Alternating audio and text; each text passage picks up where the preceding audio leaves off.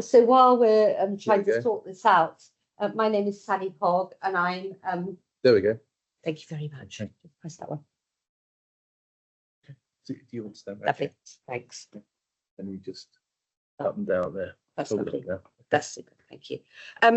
I am a public health consultant at Bristol City Council, leading a programme called Healthy People and Place.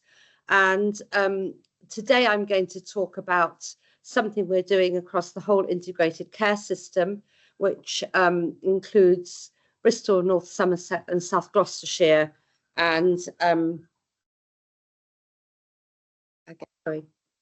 so we're calling this the Why Wait Pledge for creating healthier places together as a whole systems approach.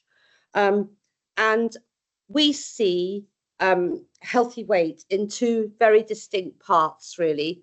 So there's individual weight management that currently is in tiers.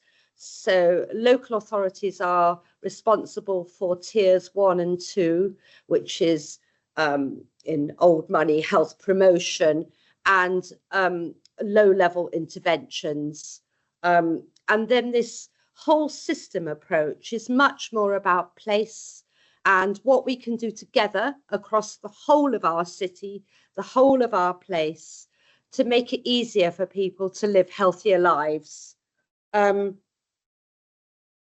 This started in Bristol pre-COVID, and we were working with something called Food Active, and we got that signed off, and then a month later we went into lockdown, and of course nothing happened. So we've reinvented the wheel in a way. This is a much more comprehensive approach. Food Active were not keen on us thinking about a whole system. They wanted to do a place, and so we're doing it in our own way, and we have engaged every organisation within the integrated care system. So our hospitals, our community hospitals, Southwest Ambulance, and our GPs. And we were told that that was not possible. We wouldn't get there. And we're very pleased with ourselves. And if we can pull this off, which I think we have, we will be the first place in the country to have achieved this integrated care system approach, to get us singing from the same song sheet. So just a background, I've told you some of this already. We know that this is a key driver of preventable ill health, such as heart disease and type 2 diabetes and cancers. We know that it's a leading risk factor for disability in BNSSG, and we know that over half of our adult population in this area are living with obesity or overweight. So I think that says we have to do something, and we have to start somewhere. I was very interested in what you were saying, Nick. But for us, one of the key things is thinking about inequalities. They're unfair, they're avoidable differences in health that lead to a poor quality of life and life being cut short. And many of you will know that in Bristol, we talk about that tale of two cities. So the very affluent and the very deprived.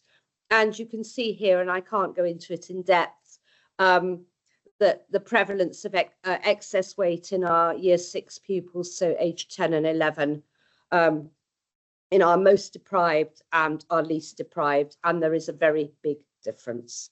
And I could talk about that for most of the day, but I'm not going to. So weight is complex. We've already heard that this morning. At the last count, it was something like 144 different causes of overweight and obesity, some of which are mentioned here. And it absolutely isn't as simple as eating less and moving more. And if you go away with one thing today, that's it. That this is not about telling people that they just need to move a bit more or eat a bit less. And so that moves me on very nicely to weight stigma. And we've done quite a lot of work over this last 2 or 3 years thinking about what weight stigma is and what it means in both the treatment and the prevention of obesity. we don't like the word obesity particularly, and normally you will hear me talking about healthy weight. And this oversimplification of the causes of obesity absolutely contributes to weight stigma. And there are people here today that I know will be talking about weight stigma, but it is very much part of our pledge and a key tenet. And we know that weight stigma has incredibly serious public health implications. And if I was to name one, it's bullying in school. So here we are, the impact of weight stigma linked to poor mental and physical health and well-being and an increased mortality risk.